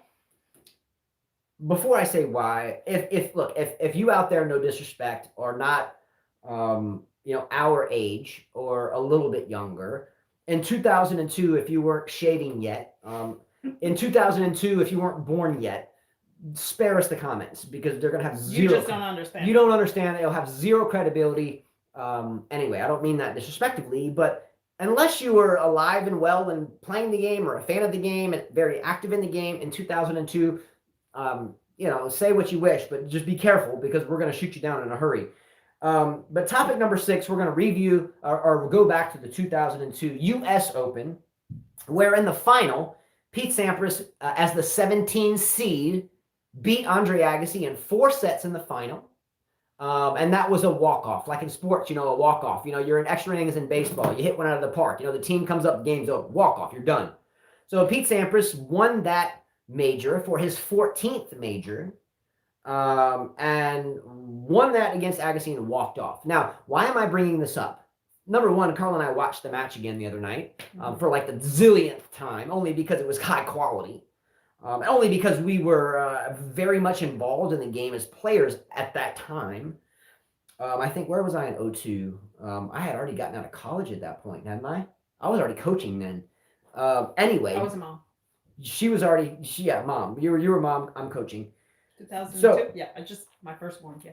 Numerous times on this channel, though, numerous times, we have talked about how preposterous it is to say that era, the early 2000s era when Federer came around, was weak.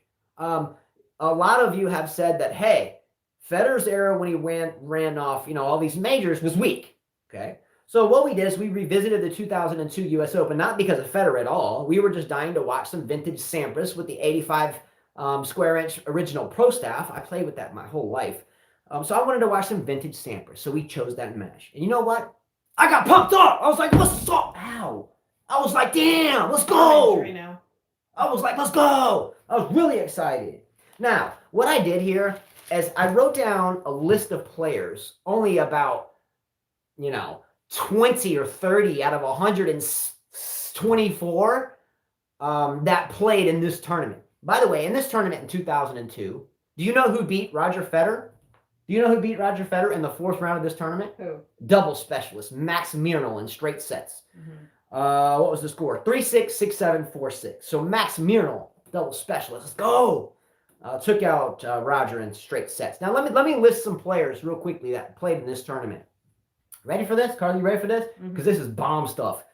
Tim Henman, Xavier Malisse, Koretsda, Haas. I won't say the first and last names now because it's going to take too much time. Henman, Malisse, Koretsda, Haas, Davydenko, Hewitt, Soderling, Ferrero, Roddick, Blake, Rios, Curtin, Fernando Gonzo with a nose, Gonzalez, Coria, Lubicic, who now coaches Federer, Agassi, who Sampras played in the final, Krajicek won Wimbledon, Marty Fish played him, know him, Tommy Robredo, Wayne Ferreira, Michael Chang, won the French serving underhanded, Kafelnikov, don't forget, Moya, who now coaches Nadal, Gaston Gaudio. Okay, he played Coria in the French Open final, and that was a disaster. Anyway, David Nalbandian, by the way, who was a nemesis to Federer for a long time. Dumb man kept Monovic's coach now. Let's go. Jurgen Melzer, Marat Safin, her boy. Woo! I love Safin. And so many more. I mean, this is like 30 names. There's like 120 in the list. Now, in today's tennis, you have we went from a big four with Murray, Nadal, Djokovic, and Federer. We went to a big three because Murray had the hip. Then we went to the big two because Federer's, old man winner. And now we have the big 1.5 because Nadal's now hurt. So we got the big 1.5 now, right? Back then, you had a big 37. You didn't have a big 1 or 2. Hence why all these people didn't win 20 majors. And the other one won 20 and the other one won 20. You have a list of players that I called out that either went very deep in majors consistently, that won majors themselves.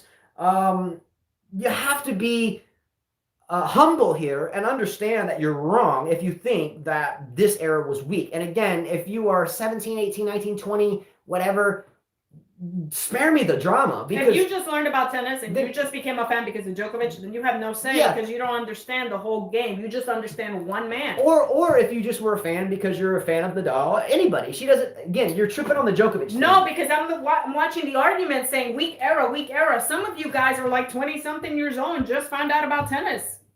But once again, you're going to piss off Djokovic fans. You said, okay, they're pissing off each other.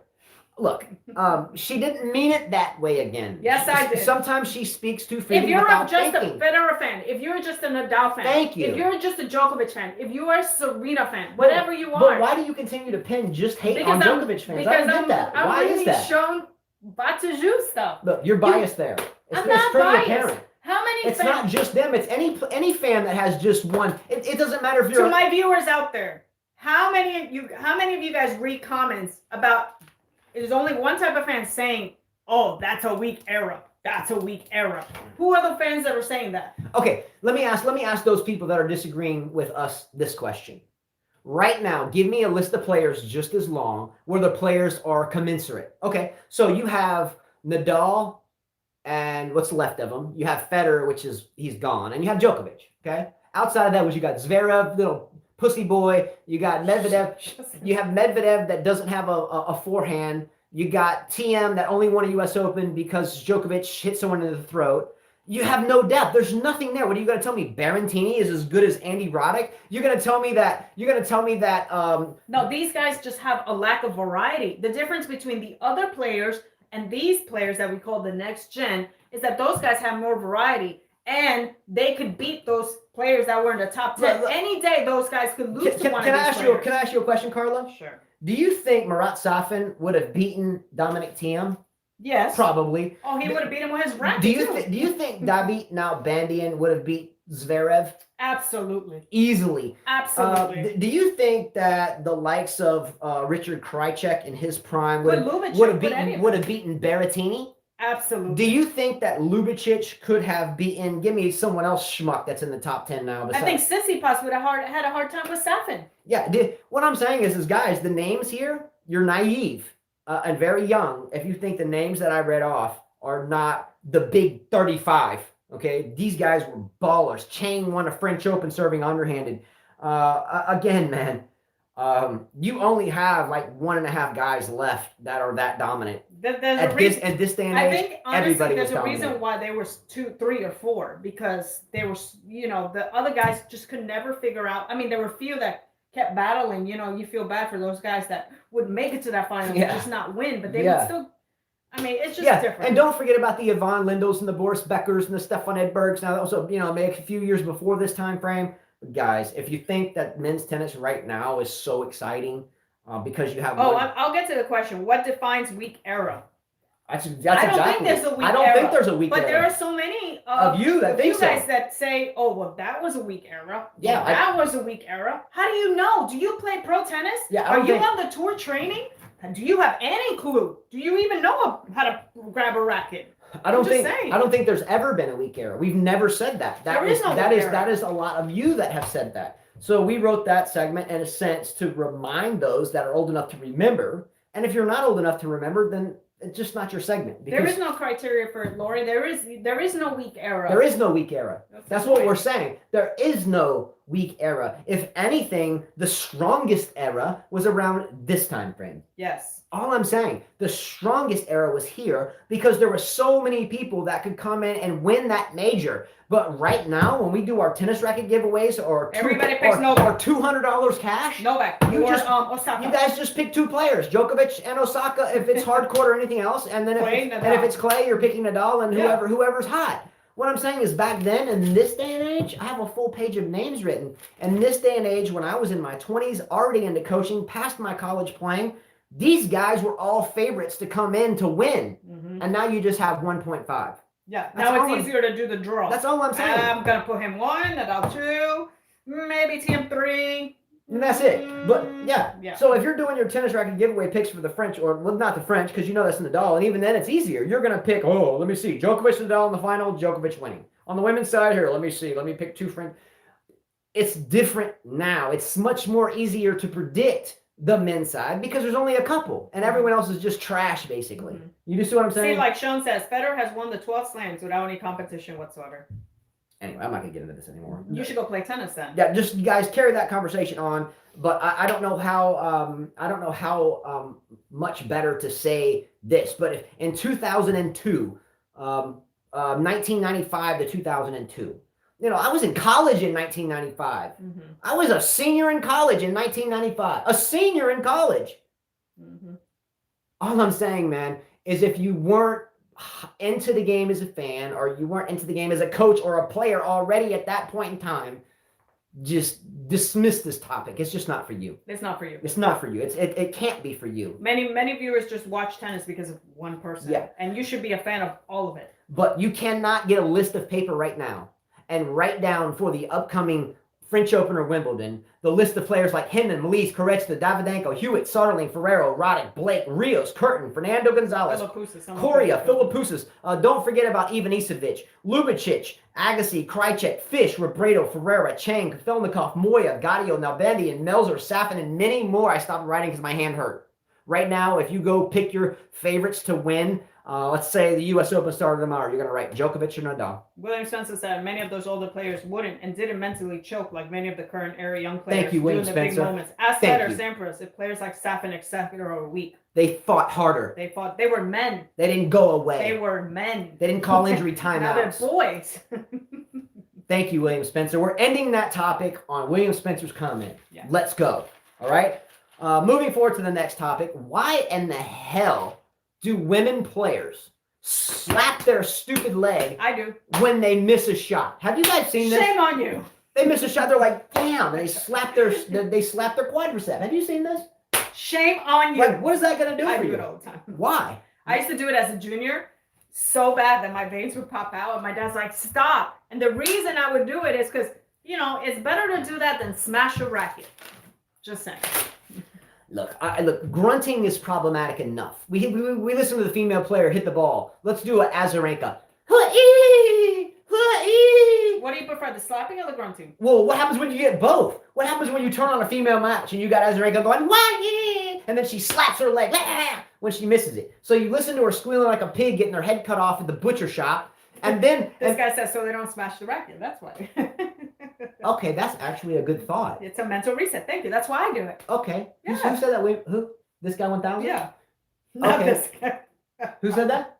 Oh, this guy 1000 says so they don't smash a racket. That's why I do it. Okay, I would pump myself up and slap, and I'd be instead of taking the abuse on a poor racket that most people can't afford. or that you should donate to kids anyway. Right. He shut me up. Yeah. I didn't think about it that way. Okay, this guy 1000. Comment of the day, because I didn't think about that. Team girl said Murray just slaps his face instead. Yeah, he slapped his Actually, face. there's one guy that hits himself with a racket. Uzni, that was Uzni. Yeah. Mikhail Uzni would be like, oh, and don't forget about Uzni back in 02 as well. I didn't even write him either. But Uzni would just smack himself in the face and make him bleed. You remember this? Yeah. You know, and Murray's like this guy Murray gets to like, he's like, You know, like one of those movies, or like the 80s movies, the horrific movies. If you watch Creep Show, the girl is going like this. I don't know how I just lost that point. What the hell? He was like, what the heck's going on with that dude? Oh, yeah. That's why he got a sports psychologist, because he kept going freaky on us. Yeah, right? Okay. One quick We'll thing. talk about Murray, Wayne and Chia. Yeah, we are going to talk about that. We should. We got a little one. All right, real quickly. Roger Federer pulls out of Miami. I'm just saying this. Surely. Well, let me get to that because I wrote a subject on that. Go for it. All right, he loses 1,000 points. He is playing though. What is the tournament he's playing? He's playing Doha. Doha. Now- Doha's March 8th to the 13th. Yeah, and then Miami's a little after that. But, Yeah. but why would he do that? He has a place in Doha. He has a house there. He has a facility to train on there. He doesn't have to travel very far to start the clay season if he even plays it.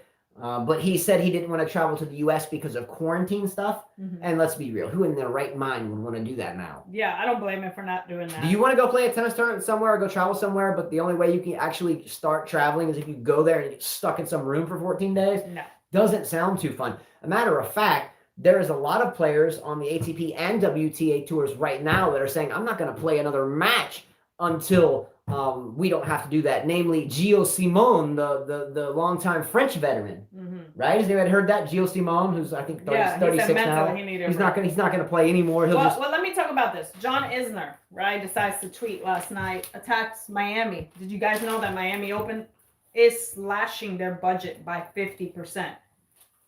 The winner normally gets $1,354,000. This year, the winner of Miami Open gets only $300,110. So that's more than 50%. I mean, That's more than 50%. Yeah, it's more like 63%. Yeah, so John Isner says, he says, the ATP is a broken system. Tennis players and tournament organizers should work together. But I see that many tournaments have cut. Instead, we all know that 80% of the revenue comes from TV, which I think you said before, sponsors, which you said before, betting, which we've seen a lot, and other. This is definitely not a partnership. He also said he would like to audit them and see the numbers. Now he's an accountant. He said tennis is plagued by obvious conflicts between the parties and a lack of transparency. And then a female player, Christine Flipkins, joins in and she says, you should see WTA. Now, isn't that why Novak created the PTPA? Yeah, it's kind of humorous to me that the same things I've been preaching about on the show for 3 years are now making headlines because now the players are saying it. I've said the same thing Isner's been griping about since we started this show, and everyone was like, "What are you talking about, dude? You know, what are you talking about?" Okay, so now I'm right? The lack of prize money though is commensurate with the times in terms of the tournament. There aren't any fans there to sell tickets, and if so, it's only a percentage of capacity. So if your ticket sales are cut in half or in third, you don't have concessions because people can't drink out of the same drink fountain or touch the same toilet seats. You're going to lose fans there. You're going to lose concessions there. So therefore, prize money drops. If you don't have as many fans in the stands, you're not going to have as many fans at home watching. I'm just saying. Isn't this a Masters? It goes hand in hand. If you don't have the same impact from fans and people, then you're not going to have the same impact from sponsors and sponsors selling media ads. So therefore, your prize money has to drop. Now, are we worried about John Isner winning Miami, by the way? He made it to the final. You forgot? So, whatever. Who cares? Wait a minute. You think that players don't have the right to complain? No, I know. That's what he's complaining about. Well, I get that. For everybody. I'm just saying I would rather hear it from someone else besides John Isner. Well, from what I read, most viewers or most people that were commenting on that said if that were Djokovic, they would have smashed him. They would have said this guy, blah blah blah. Because of the way Thank God it was Isner that said it instead. Well, yeah, well I understand that because Djokovic is hated by the West, and so he's going to get bashed in Western media. But I think it would have carried more weight even if Djokovic volunteered for the firing squad and went ahead and just took it no matter what, because he takes everything else. Djokovic is always the one standing up and volunteering for the firing squad. No one else is going to do it. Just like at the tennis tournament the other day where I got pissed off and we talked about it at the beginning of the show. Someone's got to do it. You're not going to get in that guy's face. No one else is going to get in that guy's face. No one else is going to cheer really loud when everybody else is being kind of forced to shut up. I'll do it though. Well, I don't. I'll do it. I have a problem cheering against a kid on unforced errors. I wasn't cheering against the kid. I was cheering against the coach. Are you watching, Lacey? Anyway. Start the video. While I said traveling to the U.S. for only Miami with reduced prize money, no Indian Wells is a real debate for established players. I agree. I think that if you guys really want to make noise, if those top players want to make noise, just don't show up for the tournaments. Let the tournaments go on. Just stop playing. Didn't they women do this? Billie Jean King?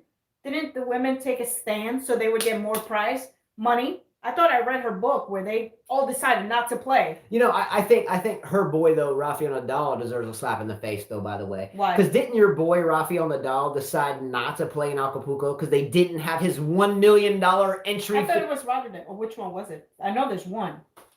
Whichever one. Look, yes, I read about this. Her mighty Rafael Nadal was so much of a schmuck that he usually plays this small tournament in Acapulco, right? I think he lost. I think he lost to Nick Kyrgios. Nick Kyrgios beat him there one year. Yeah. Rafael Nadal didn't show up to play there or declined. He said he was not going to. Can I finish? For the fact checkers, please check that because I did read about that. Rafael Nadal did not go to play Acapulco or has bailed because tournament players generally pay an entry fee to play the tournament. Not for Nadal, not for Federer, not for Djokovic. They actually get paid to come. And that's fine because, if they pay them to come, more fans will come and they'll sell more tickets and the fans will drink more beer and smoke more cigarettes and go butt screw his cow somewhere. However, Rafael Nadal is not going to play Acapulco because the poor tournament, because of COVID and everything else, did not have his $1 million mandatory fee for him to show up. Where did you read that? I don't know. Call me whatever, but I read it in multiple places. Acapulco did not have enough money to pay him for his show-up fee, and little butt picker boy is now somewhere else. That's what I call sellout. Play Acapulco. This guy, Nadal is worth $300 million, and if not $1 billion lifetime with contracts and sponsorships. And homeboy didn't want to show up because he's picking his ass because they won't pay him his $1 million in Mexico. Get lost, pansy. That's why I don't like Nadal. Can we move forward? Yeah, you're I'm just reading the article that you are reading. Yeah, you're reading. Well, he said his back. Blah, blah, blah. Oh yeah, my back. Whatever. I don't know. I can't defend. You don't pay me my $1 million. My back hurts. You can't pay me $1 million. I said that yes, Big Three demand $1 million. Okay, well, great for them. Kiss my ass. What about the poor fans there that want to see great tennis that can't afford it? Why travel to Mexico though? You don't even want to. There's people in Mexico. You don't even want to drive through Mexico. He says, "You think I'm going to ever drive from Mexico looking the way?" But there's people there. What are you just going to ostracize Mexico because they don't have any money? Why didn't you get on Federer about not going to Miami? Why did I yell at the coach at the tournament? Why didn't you get on Federer about not going to Miami? His ass is old man winner. I wouldn't pay him $2 to come to the tournament. What's he gonna come around in a can? You know what, right? Whatever, man. Fairy boy. Nadal, go pick your butt in the French and dig your butt in the mud. You know how if you spill oil on the ground, you put cat litter on it. Maybe Nadal should put cat litter in his butt. First, when I said Bouchard gets 100K, sometimes just to lose in the first round, take picks. Yes, but he doesn't get on her. Well, I didn't study that. Yeah, I didn't see that. You know what I've noticed? One thing I'm gonna say, guys, in life: if you're a pretty female, you get away with a lot. Fact. All right. 2 topics to end. Okay. 2 topics to end. Okay. Buenos Aires tournament. Okay, we're not going to talk about the matches because they're the pictures. Yes. They're really quite insignificant. Yes, let's Has anyone tuned in to one of the Buenos Aires matches currently? That's Buenos Aires in Brazil. Sorry, my Espanol. Argentina. Sorry, whatever. I was watching the Montero match, and he was from Brazil, and that's why I thought Brazil. But I was watching this Montero match the other night. I think he was playing Carballes Baena. Crappy match. I could care less about the match, honestly. But I was watching the match, and lo and behold, the ball boys and ball girls that are on the court are sitting next to a supersized order of French fries. Has anyone seen this? Can you show a picture of this? It's the funniest thing I've ever seen. Now let it sink in there. Hold on, let me blow it up. Is that French fries? That's French fries. That's some French fries. That's a supersized fry. Wait, let me show another picture. Yeah, go ahead and get it out there. That's a French fry. French fry. And okay. And let's see if I have more. All right. I think that's it. All right. So happy my freaking son is looking at supersized fat meals sitting on. But it's an American company they're promoting too. And look, this is the problem. I have to sit down now and watch a tennis match and look at a fatty, greasy, nasty set of French fries sitting on the court, and we're supposed to be talking about tennis is for fitness, but I'm looking at a greasy ass thing of deep fried French fries, supersized, that's like 10,000 calories. I'm surprised McDonald's didn't get in that deal. Holy cow. Toxic. An old saying, don't drink slop, don't eat crap, don't inhale shit. Now we got to watch tennis players sitting next to a supersized fry on the side of the court. Now, does anybody remember women's tennis in the 80s? Mm-hmm. I know you do. Yeah, Virginia Sims. The women's tennis in the 80s was not the WTA tour, but it was the Virginia Slims. Madison Square Garden. It was, cigarettes. Yeah. Cigarettes, and then it was Lipton, I think, for a while. The long cigarettes too. Yeah. So that was axed out because we didn't want to put a bunch of bad advertising on our children. We don't want them to be seeing cigarettes on the tennis court. You can't have Virginia Slims on the scoreboard anymore. It's not good. You're gonna die of cancer. What the hell is French fries, Red Bull, and Heineken gonna do? So we got to watch Paul Bunyan, Riley Opelka drink Red Bull. We have to watch Dominic Thiem drink Red Bull with his frosty flake hair, look like Tiger from Frosted Flakes. What's the guy, Tony the Tiger out there. And then we got to look at Heineken beer signs like that doesn't cause liver, or what's it called? Sclerosis or whatever the heck it's called. Mm-hmm. What is that called? Cirrhosis of the liver. So we axed Virginia Slims, but now we got to lap up French fries by the supersize, Heineken advertisements in the back, and Paul Bunyan. Hey, my dad likes Heineken. So well, I like Heineken too. My dad will be happy with that. But the Red Bull to me is a bad thing to show on tennis matches. You should never drink that playing tennis. All right. Anyways, let's talk about Paul Bunyan real quick. That picture, right. I got to show it. Now, we found this out late. This is breaking news, high stakes stuff. Be careful out there. Mm-hmm. Paul Bunyan is back. We've heard about Davy Crockett. We've heard about Daniel Boone with the raccoon hats. But ladies and gentlemen, Paul Bunyan is here and he is back. Let's show a picture. He showed up last night at a tennis match against Marton Fucsovics. Paul Bunyan is here. Check him out. Oh, who is that? What is that?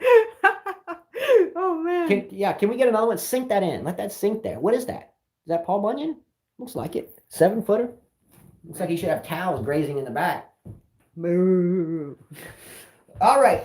Before Paul Bunyan, a.k.a. Riley Opelka, played last night, I told Carla, we watched this match. Unfortunately, I got dumber watching it.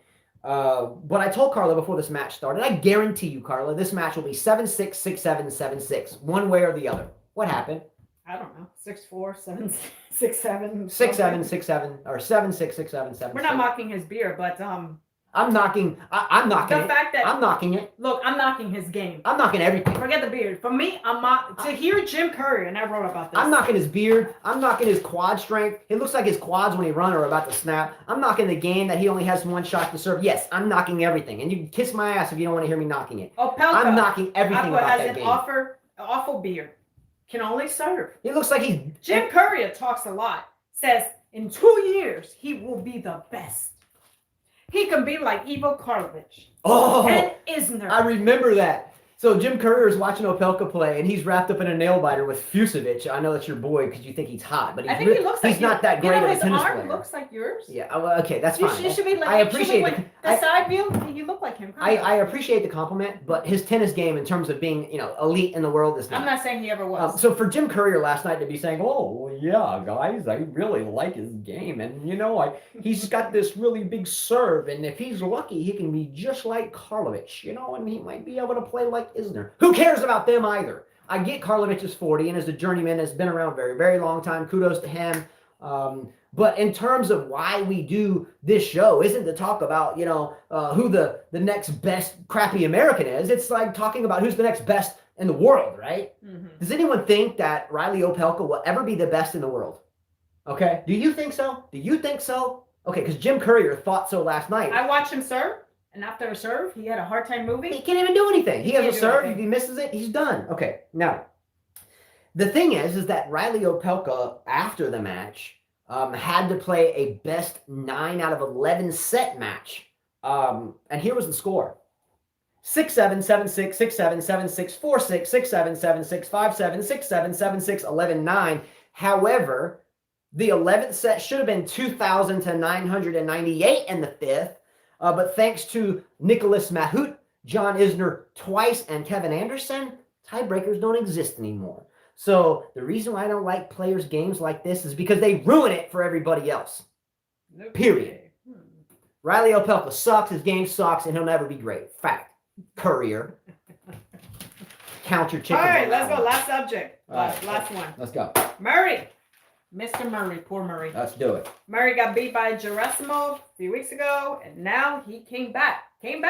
Won his first match finally after 6 months. Let's go. Good for this guy, honestly. Oh, it was really tough. He came down. He was down 2-6 and beats Robin Haas. Oh, yeah. And now plays a tough match against Rublev. Yeah, Robin Haas was really tough, and I had some good shots, and my hip felt really good, and I helped only back from Robin Haas, though. Robin Haas, he's really good. I think you spell his last name Haase and not Haas like Tommy. Jeez. Anyways, I felt bad for him because he says, every time I lose a match, I'm getting told to retire. His hip looks like he's about to lose it. I should stop laughing because that's not funny. I'm just laughing. I can relate. And that I should stop playing. He said, why should I stop? Because I lost a match. I still can compete with the best in one hit. You might be able to compete with the best on one hit, every other week or something, but eventually you're going to have a hip replacement. I don't know what his orthopedic team is doing or what the orthopedic... That looks painful, yeah. But every time you see the guy play, I was just having fun with him. Yeah. But every time you see the guy play, he looks like he's in extreme pain. He doesn't even walk right anymore. Look, I'm 43. Never made it to the pro tour, and I had my orthopedic team yesterday look me right in the face and say, Justin, keep playing, but your days of playing at that level that you like to play at, the intensity that you like to play at, if you continue to do that, you're stupid, and you'll have a full knee replacement, and you'll be limping for the rest of your life by the time you're 50, and that's pretty quickly because I'm 43. Murray looks the way I do when I go out and play. But you can't blame him for having a dream. What I'm saying is I empathize because it's really hard to tell an athlete to set down the rackets at a competitive level. No one wants to go out and push the ball around with the doubles players, but there's a point in time where it's like, hey, singles, it's come to an end, and maybe I should just start playing a couple times a week, maybe put a little pounds on and start my next chapter of my life, because it's going to cost him his hit, and he's going to be limping around for the rest of his life. Yes. I don't know how else to put it, but I can empathize, I can sympathize because I just am going through the same thing, and I'm much older than him. Yeah. And he's younger. So what does this tell you? I think his time has stopped, and I think his medical team should advise him. And maybe his ball and socket hip joint is good enough to where, you know, all the cartilage won't wear off and he won't have severe rheumatoid arthritis and his hip by the time he's, you know, 45. But I can assure you, if the ball and socket, you know, it's not the ball and socket, it's not super smooth. Eventually that ball and socket is going to be no cartilage and just bone to bone. And then you're going to be in a big time problem scenario. I mean, his family's like royalty. I don't think he needs the money. But it's it's hard for any athlete to turn the competition off because you want to keep fighting. Absolutely. Right? Yeah, you gotta feel. But at some point, there's going to be a reality check when something happens. Absolutely. All right. All right, guys. Much love to all of you. Don't forget to subscribe and hit the like button. We still had a lot more to go, but I think we went a lot further than we even expected. Yes, it's lunchtime. I gotta ship things, and my kids alone right now. So thank you very much, as always, everyone. We will see you soon. Had a lot of fun today. We never get a lot of views, by the way, in between majors. So the ones that generally do watch these shows with us in between majors are like family. And those of you watching these shows are why we do the show. During the majors, you know, we get so much hate and grief about what we say. It's like in between the majors are my favorite times because it's just those that are part of our crew in a way. You know what I mean? The people out there now are like people we talk to every day, no matter where they are in the world. We're communicating text messages, emails, pictures, messenger on Facebook, Instagram, chats here. It's only the majors though where I feel like maybe it sometimes gets too much. So thank you for Gene for moderating during those times. All right. Take care, everyone. Much love and adios. See you next time.